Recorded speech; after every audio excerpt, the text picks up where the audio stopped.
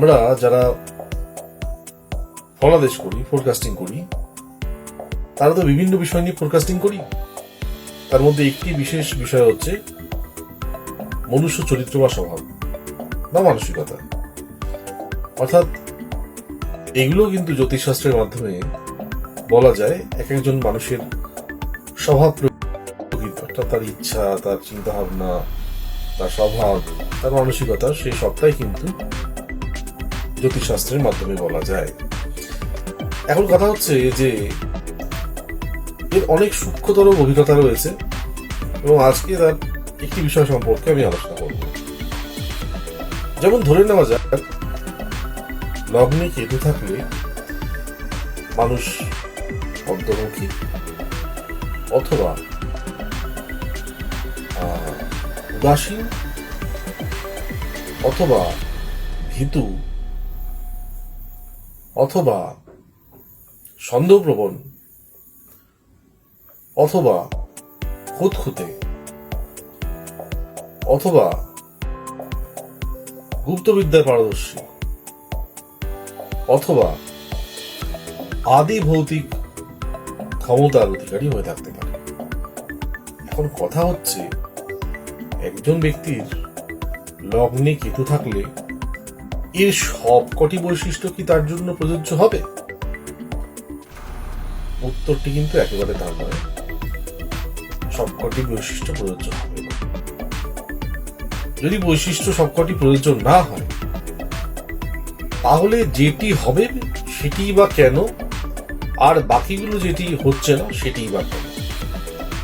তাহলে বুঝতে হবে যে ব্যক্তিটি সন্দেহপ্রবণ হবে লগ্নে কেতু থাকার কারণে, সেই ব্যক্তি যখন ভীতু হচ্ছে না, তার মানে কোথাও না কোথাও তো লগ্নে কেতুর ভীতু আর লগ্নে কেতুর সন্দেহপ্রবণ, এই দুটোর মধ্যে সূত্রগত একটা তফাৎ আছে।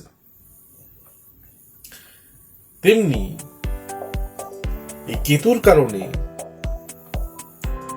একটি অন্যতম বৈশিষ্ট্য যেটি কেতু প্রদান করে সেটি হচ্ছে উদাসীন। এখন কোনো ব্যক্তি যদি উদাসীন হয়, এরকম একজন ব্যক্তি যে সামনে বসে আছে সে হয়তো উদাসীন বা চার্টে রয়েছে কিন্তু আপনি জানেন না, তাহলে তো ফলাদেশ মিলবে না।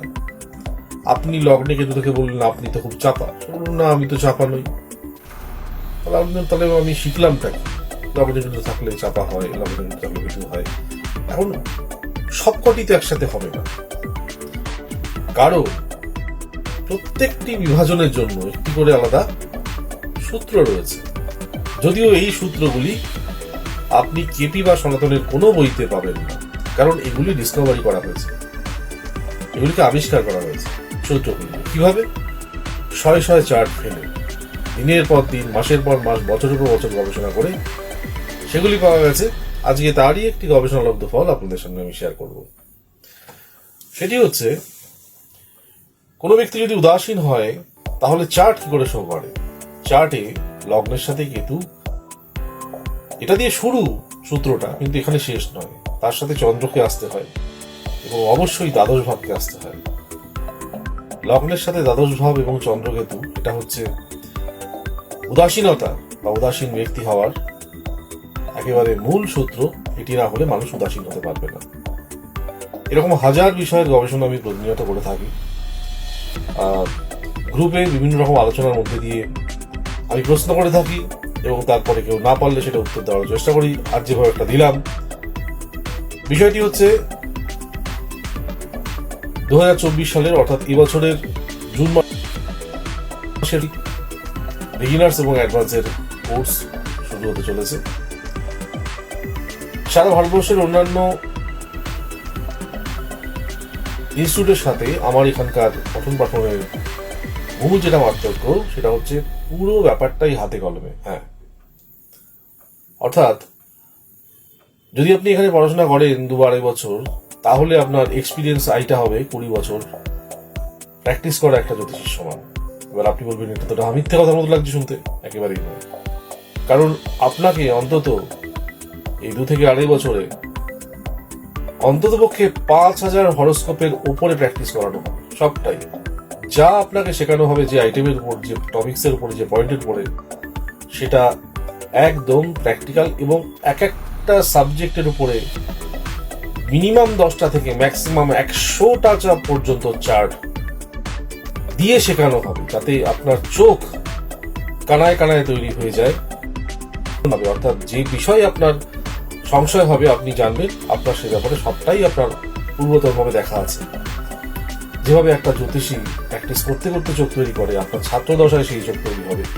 এটি মূলত জ্যোতিষ শিক্ষা ব্যবস্থা একটা রেভলিউশন আনার চেষ্টা করছি আমি।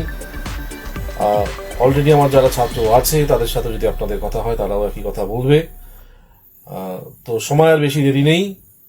আপনারা যারা নতুন সেশনে ভর্তি হতে চান আমার সাথে যোগাযোগ করবেন। আমার ফেসবুকে যোগাযোগ করতে পারেন। আমার পার্সোনাল নাম্বার কাম হোয়াটসঅ্যাপ হচ্ছে 9153157788। আমি তো গ্রুপে অনেক কিছু বলি, তবে একটা কথা হচ্ছে ধারাবাহিক শিক্ষার একটা ব্যাপার থাকে। ধারাবাহিকভাবে না শিখলে অনেক কিছুই আছে সেগুলি প্রপারলি আপনারা সবিস্তারে বুঝতে পারবেন না বা প্রেডিক্ট করতে পারবেন না। নমস্কার।